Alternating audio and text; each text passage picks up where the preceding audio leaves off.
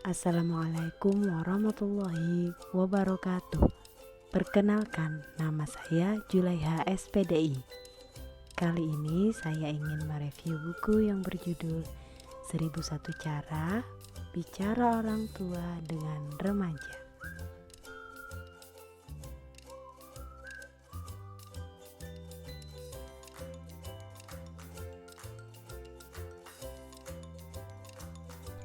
Orang tua pasti menyayangi anak-anaknya, namun tidak jarang orang tua terkaget-kaget.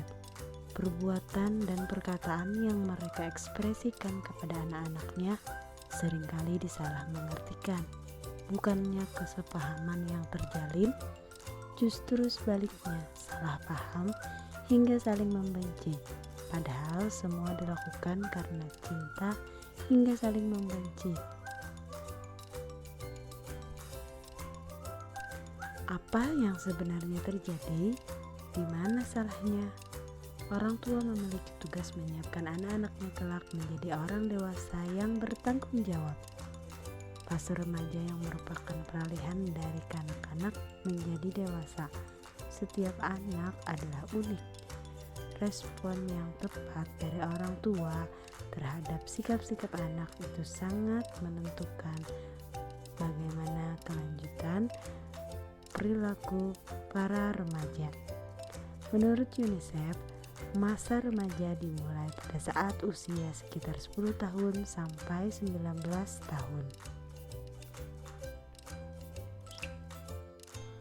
Para orang tua bisa membantu dengan mengajukan pertanyaan atau pertimbangan untuk membantu berbagai pilihan saat remaja menghadapi sebuah permasalahan.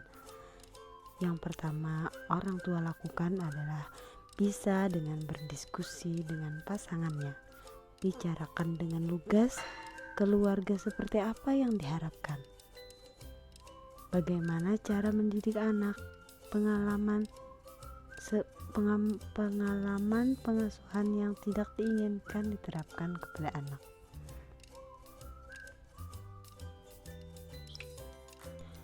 Berikutnya kita akan masuk ke pembahasan bagaimana cara komunikasi yang efektif ke anak remaja. Tips ketika orang tua berkomunikasi dengan anak. 1. Dihayati. 2. Diterima. 3. Didengarkan. Dan yang keempat, ditanggapi.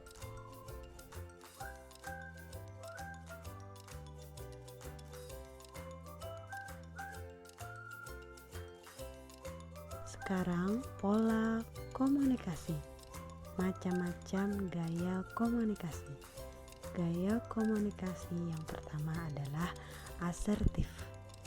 Pesan disampaikan secara jelas dan lugas, menghormati hak lawan bicara, menggunakan iMessage adalah gaya komunikasi yang memusatkan perhatian pada perasaan pembicara, bukan pada pikiran pendengarnya. Misalkan, ketimbang orang tua mengatakan, "Kenapa sih kamu selalu terlambat?" Akan lebih baik orang tua menyampaikan, "Mama khawatir dan bingung kalau kamu pulang telat," tanpa pemberitahuan. Pernyataan dengan menggunakan I atau gaya komunikasi yang kedua adalah agresif. Agresif cenderung mengintimidasi lawan bicara, bertujuan menguasai lawan bicara. Contoh, "Kok telat pulangnya? Kan ibu sudah bilang jam 18 sudah harus sampai di rumah."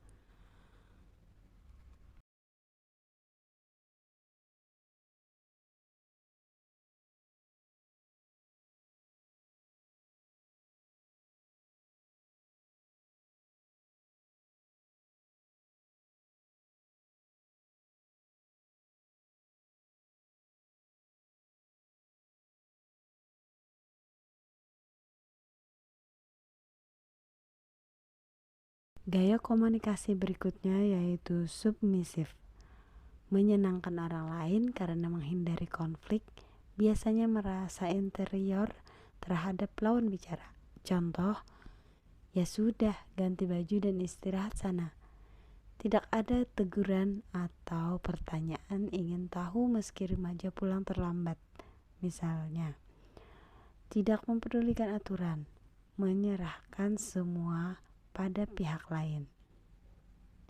Yang berikutnya, gaya komunikasinya adalah langsung, bersifat segera dan sekaligus memberi informasi, terkesan seperti memberi instruksi. Sangat efektif jika terkendala waktu yang terbatas. Contoh, dengar ya, besok kalau jam 18 kamu masih di jalan, kamu langsung telepon ibu untuk kasih tahu posisimu. Paham? Yang berikutnya ada lagi gaya tidak langsung, berkebalikan dari gaya langsung. Pesan yang disampaikan tidak jelas, dapat menyebabkan banyak permasalahan. Contoh, kok pulangnya malam sekali? Kan kamu juga yang repot. Hari gini pasti sudah cari angkot. Hari gini pasti susah cari angkot. Banyak angkot, banyak orang jahat. Nah, itu tadi gaya-gaya komunikasi dengan anak remaja. Dengan menyadari gaya komunikasi yang sering kita lakukan, kita bisa melatih diri untuk menggunakan gaya yang lebih sesuai agar proses komunikasi dengan remaja menjadi lebih baik. Remaja butuh untuk diterima dan dipahami oleh lingkungannya, termasuk keluarga. Nah, sekarang kita masuk pada topik inti dari buku ini, yaitu cara bicara. Cara bicara rumah dan keluarga.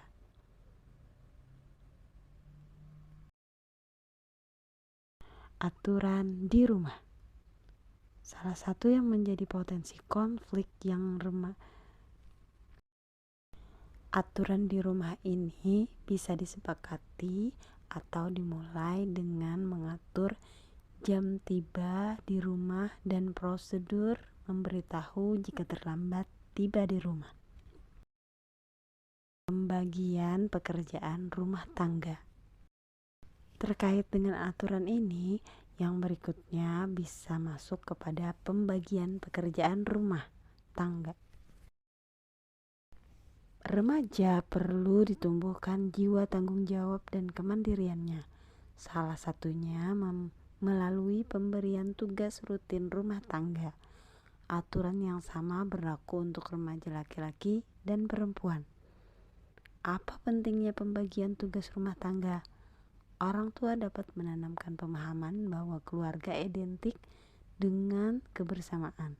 Dengan demikian, semua anggota keluarga harus terlibat bila ada urusan yang terkait dengan keluarga, termasuk pembagian tugas. Pembagian tugas rumah tangga tidak didasarkan pada perbedaan gender atau jenis kelamin, melainkan pada kemampuan masing-masing. Pembagian tugas sebenarnya merupakan kesempatan latihan bagi remaja untuk hidup mandiri. Prinsip dalam tugas rumah tangga, yakni 1 tahun usia sama dengan 1 tugas. 1 tugas rumah tangga yang dimulai dari aktivitas rutin harian. Misalnya, usia 1 tahun, 1 tugas, seperti tugas minum sendiri. Usia 2 tahun, 2 tugas, yaitu minum dan makan sendiri. Usia 3 tahun, 3 tugas, yaitu makan, minum, dan berpakaian sendiri, dan seterusnya, sesuai perkembangan usia anak. Memasuki usia 6 tahun atau masuk SD, anak mulai diberi tambahan tanggung jawab aktivitas rumah tangga agar terukur satu tingkatan kelas mendapat 1 tugas rumah tangga. Misalnya, 1 kelas 1